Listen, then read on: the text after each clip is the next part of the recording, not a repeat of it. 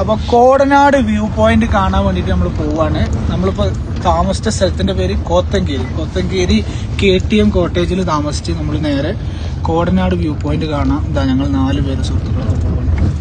അപ്പോൾ നല്ല മനോഹരമായ കാഴ്ചകൾ കണ്ട് നല്ല തണുപ്പൊക്കെ ആസ്വദിച്ച് രാവിലെ ഒരു 6:30 ഇപ്പോൾ ഞങ്ങൾ യാത്ര തുടങ്ങുന്നത്. അപ്പോൾ ഇനി അവിടെ എത്തിയിട്ട് കാര്യങ്ങളൊക്കെ കാണിച്ചു തരാം. ഓക്കെ, കോത്തങ്കേരി വഴി കോടനാടേക്കുള്ള യാത്രയാണ് ഏറ്റവും മനോഹരം.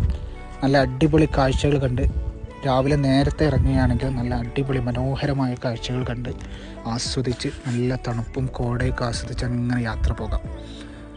ഒരു രക്ഷയില്ല. വളരെ മനോഹരമായ കാഴ്ചകളാണ് കോടനാടേക്കുള്ള വഴിയിൽ മുഴുവൻ നമുക്ക് കാണാൻ പറ്റുന്നത്. അതിലുള്ള ഏതാനും ചെറിയ ദൃശ്യങ്ങൾ, ചില ദൃശ്യങ്ങൾ മാത്രമാണ് നമ്മൾ പകർത്തിയിട്ടുള്ളത്. വീഡിയോയിലുപരി നമ്മൾ കണ്ട് ആസ്വദിക്കുക എന്നുള്ളതാണ് ഏറ്റവും പ്രധാനം.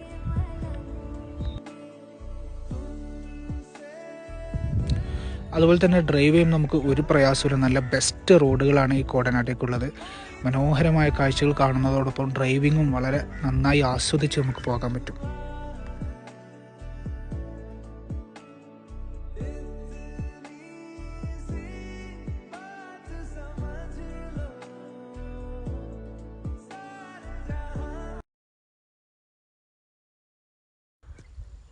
അങ്ങനെ ഞങ്ങൾ കോടനാട് വ്യൂ പോയിന്റിൽ എത്തിയിരിക്കുകയാണ്. ഈ കാണുന്നതാണ് കോടനാടേക്കുള്ള വ്യൂ പോയിന്റിലേക്കുള്ള സ്റ്റെപ്പുകൾ. നമ്മൾ അങ്ങോട്ട് താഴേക്ക് ഇറങ്ങുകയാണ്. അവിടെ ഒരു ചെറിയ വ്യൂ പോയിന്റ് ഉണ്ട്. മനോഹരമായ കാഴ്ച നമുക്ക് അവിടെ നിന്ന് കാണാം.